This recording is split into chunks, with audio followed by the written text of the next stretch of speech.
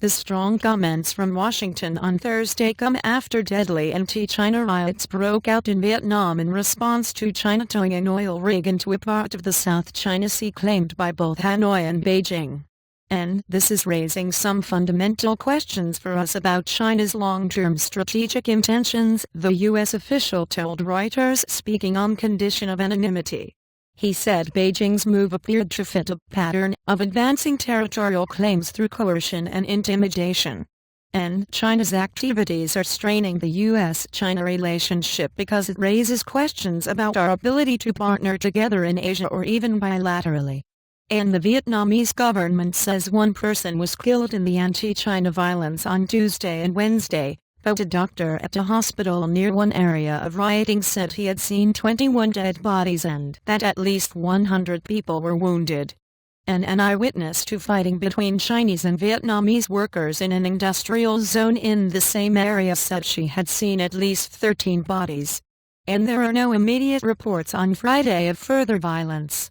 And Washington is in close contact with the Vietnamese government on how most effectively to manage Hanoi's standoff with Beijing, the U.S. official told Reuters, and the Philippines, one of Washington's closest allies in Asia, has said China is reclaiming land on a reef in the oil and gas-rich South China Sea that both countries claim and is building what appears to be an airstrip on it.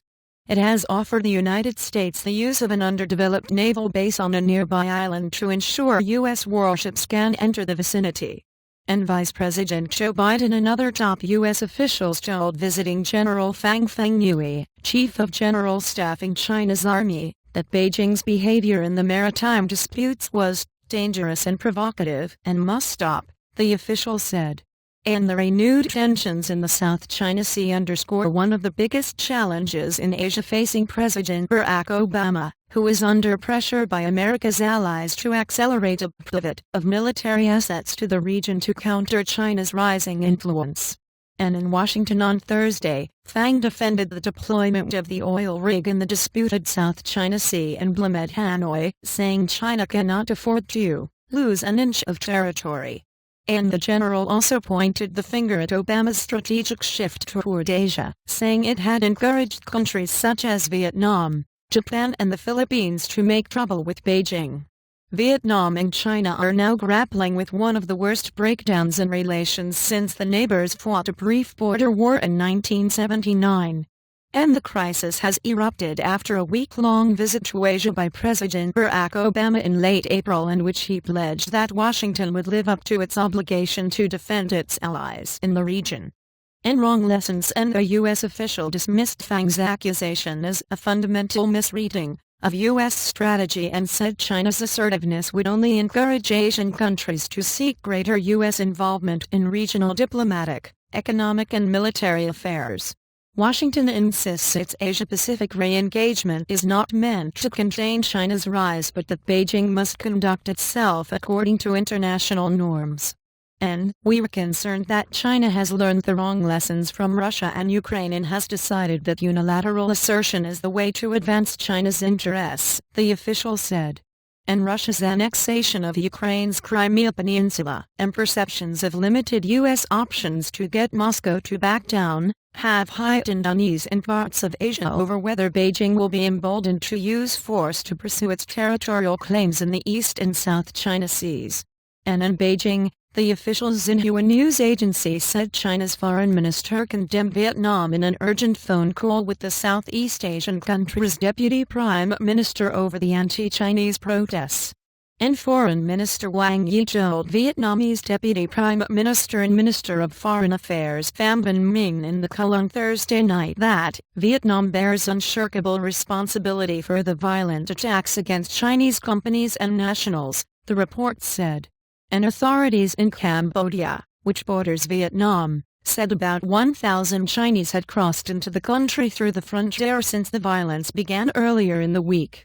And Vietnamese Prime Minister Nguyen Thanh Dung has called on police and state and local authorities to restore order and ensure the safety of people and property in the affected areas.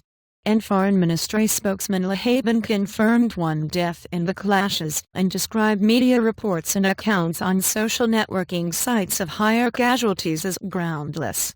and China's state news agency Xinhua reported that at least 2 Chinese nationals had died and more than 100 were hospitalized. And the worst violence appears to have taken place in an industrial zone in the central province of Hectarestan.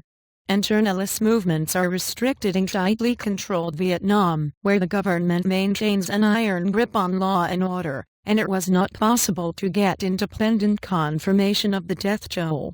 And the doctor at the Hectarestan hospital who had seen 21 dead bodies and the witness who saw the fighting in the industrial zone did not want to be identified by name.